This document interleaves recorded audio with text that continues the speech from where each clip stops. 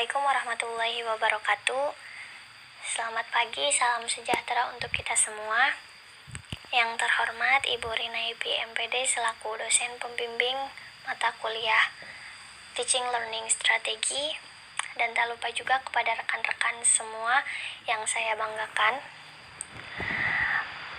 Perkenalkan, kami dari kelompok pertama yang beranggotakan saya sendiri, Mila Ainul Fahmi, Lucy Lawati, dan Heru Lesmana.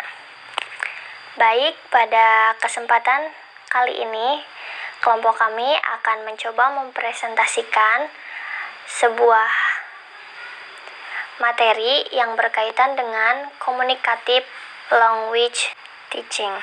Baik, untuk mengefektifkan waktu, mari kita mulai presentasi kali ini. Yang pertama akan disampaikan oleh saya sendiri. Baik. Untuk slide yang pertama yaitu pengajaran bahasa komunikatif atau Communicative Language Teaching yang biasa disingkat dengan CLT, disebut juga sebagai pendekatan komunikatif, yaitu sebuah pendekatan pengajaran bahasa yang menekankan interaksi sebagai sarana dan tujuan akhir dari pembelajaran. Para pembelajar bahasa di dalam lingkungan pembelajaran yang menggunakan teknik CLT yaitu belajar dan berlatih bahasa target melalui interaksi dengan satu sama lain beserta dengan instruksinya.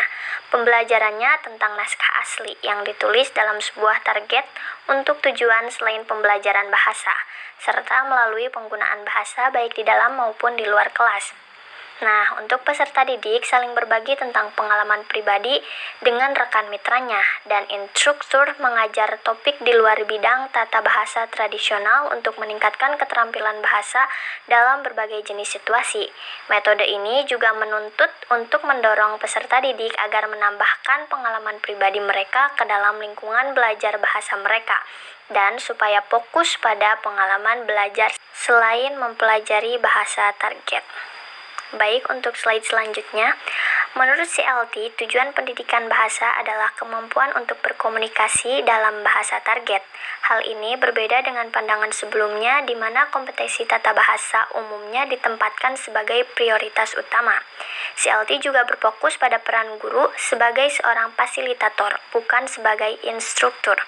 Selanjutnya, pendekatan teknik ini adalah sistem non-metodis yang tidak menggunakan seri-seri buku pelajaran untuk mengajarkan bahasa target, akan tetapi lebih pada pengembangan keterampilan lisan atau verbal yang baik sebelum pembelajaran lanjut tentang membaca dan menulis. Baik, untuk slide selanjutnya akan dilanjutkan oleh Lucy Lawati. Kepadanya saya persilakan. Selanjutnya yaitu pengaruh sosial. Pengajaran bahasa pada awalnya dianggap mengacu pada masalah kognitif, terutama melibatkan pada penghafalan. Kemudian sebaliknya, pengajaran tersebut dianggap sebagai sosio-kognitif, yang berarti bahwa bahasa dapat dipelajari melalui proses interaksi sosial. Namun saat ini teknik dominan dalam mengajar jenis bahasa apapun yaitu pengajaran bahasa komunikatif CLT. Mengacu pada teori-teori Noam Chomsky pada tahun 1960-an yang berfokus pada kompetensi dan kinerja dalam pembelajaran bahasa, memunculkannya pengajaran bahasa secara komunikatif. Tetapi dasar konseptual untuk CLT dibuat pada tahun 1970 oleh ahli bahasa bernama Michael Halliday yang mempelajari bagaimana fungsi-fungsi bahasa diungkapkan melalui tata bahasa, dan Del Hymes, seorang yang memperkenalkan gagasan tentang kompetensi komunikatif yang lebih luas daripada kompetensi linguistik milik Chomsky yang lebih sempit. Munculnya teknik CLT pada tahun 1970-an dan awal 1980-an sebagian merupakan sebagai tanggapan terhadap kurangnya keberhasilan dan metode pengajaran bahasa tradisional, dan sebagian lagi karena peningkatan permintaan untuk pembelajaran bahasa di Eropa. Munculnya pasar bersama Eropa, sebuah pendahulu ekonomi Uni Eropa yang menyebabkan terjadinya migrasi di Eropa dan peningkatan populasi penduduk yang memerlukan belajar bahasa asing untuk bekerja atau karena alasan pribadi. Pada saat yang sama, banyak anak-anak yang diberikan kesempatan untuk belajar bahasa asing di sekolah, karena jumlah sekolah menengah yang menawarkan pembelajaran bahasa meningkat di seluruh dunia sebagai bagian dari tren umum. Perluasan dan modernisasi kurikulum dan pembelajaran bahasa asing tidak lagi terbatas untuk akademi kaum elit saja. Di Inggris, pengenalan sekolah komprehensif yang menawarkan pembelajaran bahasa asing untuk semua anak permintaannya sangat meningkat untuk pembelajaran bahasa daripada beberapa sekolah dipilih untuk sekolah tata bahasa elit. Terima kasih. Baik, terima kasih. Untuk slide selanjutnya akan dijelaskan oleh Heru Lesmana. Kepadanya saya persilakan. Bismillahirrahmanirrahim. Assalamualaikum warahmatullahi wabarakatuh. Terima kasih kepada Saudari Lusilawati yang sudah memaparkan materi yang tadi, materi tentang pengaruh sosial dalam communicative language. Selanjutnya saya akan menjelaskan perihal pengaruh akademis dalam communicative language. Pertama, itu ada perkembangan teknik pembelajaran bahasa komunikatif yang didukung oleh gagasan-gagasan akademis baru. Metode utama pengajaran bahasa Inggris adalah yang sekarang digunakan, yaitu adalah metode bahasa situasional atau metode yang ya tergantung kondisi lah gitu. Metode ini bersifat jauh lebih klinis dan kurang mengandalkan komunikasi langsung. Di Inggris, ahli bahasa terapan mulai meragukan keberhasilan penerapan pengajaran bahasa situasional. Hal ini sebagian karena sebagai tanggapan atas pandangan Chomsky tentang sifat bahasa. Chomsky telah menunjukkan bahwa teori-teori struktural bahasa yang lazim pada saat itu tidak dapat menjelaskan variasi yang ditemukan dalam komunikasi nyata. Jadi kalau menurut Chomsky, pembelajaran tentang struktural bahasa yang kita pelajari di sekolah-sekolah atau yang sekarang memang metodenya masih dipakai gitu, metode pembelajaran di sana di sekolah-sekolah itu tidak mencerminkan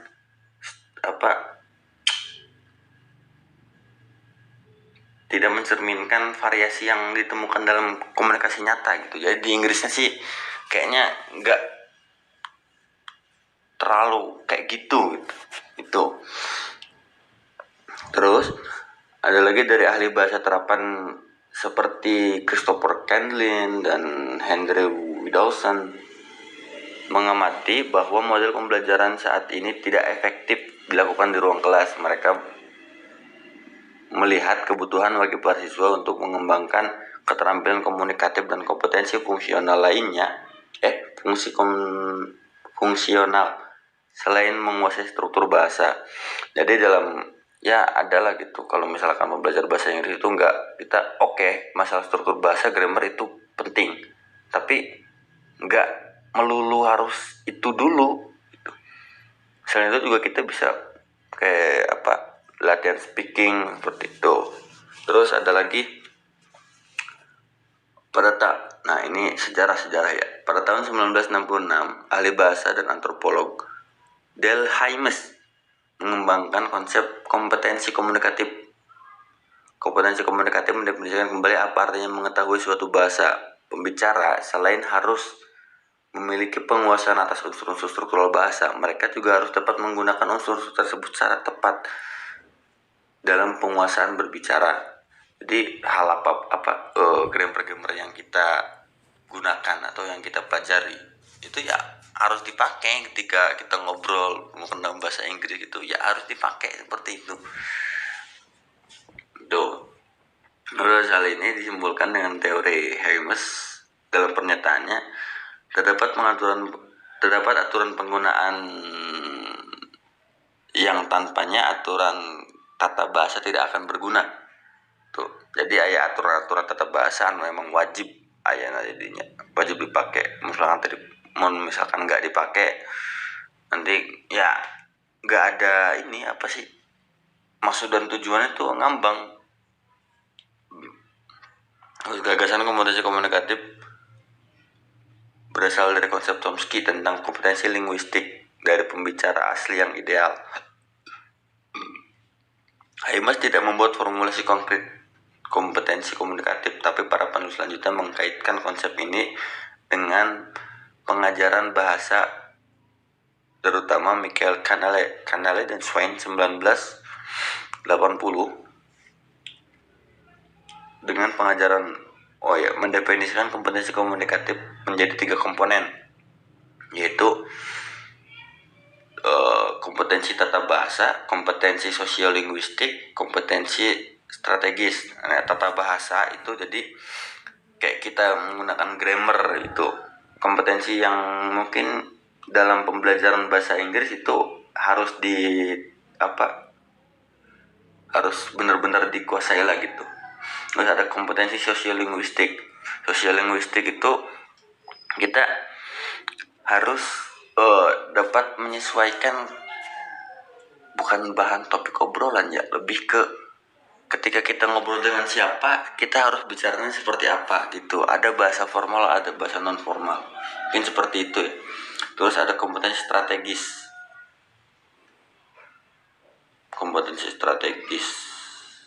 Lanjut. Kanal 1983 menyempurnakan model dengan menambahkan kompetensi wacana, atau wacana itu jadi kayak cakupan bahasa tema pengajaran gitu. Tema pengajarannya itu harus luas, yang berisi konsep dan komprehensi. Terus ada kegiatan kelas. Para pengajar CLT memilih kegiatan kelas berdasarkan apa yang mereka yakin efektif bagi siswa untuk mengembangkan komunikatif ke dalam bahasa target. Nah, jadi para pengajar CLT mereka jadi mengembangkan kegiatan lisan menjadi populer di kalangan para pengajar CLT. Tidak seperti latihan tata bahasa atau kegiatan membaca menulis, karena lisan termasuk percakapan aktif dan respon kreatif. Jadi kalau para guru-guru CLT itu biasanya ngajak ngobrol salah satu metodenya ya, kita pakai metode speaking gitu. Nanti dia kasih pertanyaan menggunakan bahasa Inggris. Nah, nanti dari pembelajarannya itu yang mana si anak itu dipaksa untuk menjawab atau menimpali omongan gurunya menggunakan bahasa Inggris juga, dengan respon yang dengan kosakata, dengan respon yang dia miliki. Seperti itu. Mendorong mereka untuk mereka mendorong kolaborasi, kelancaran dan kenyamanan bahasa target. Tuh, kalau guru-guru CLT, para pengajar CLT. Mungkin cukup sekian. Terima kasih, saya kembalikan kepada moderator Teh Mila Idul Fahmi. Wassalamualaikum warahmatullahi wabarakatuh. Baik, terima kasih. Untuk sesi selanjutnya yaitu sesi tanya jawab. Bagi rekan-rekan yang ingin bertanya atau masih ada yang belum mengerti, silahkan berkomentar di grup. Dan mungkin itu saja yang dapat kelompok kami sampaikan. Kurang lebihnya kami mohon maaf. Wassalamualaikum warahmatullahi wabarakatuh.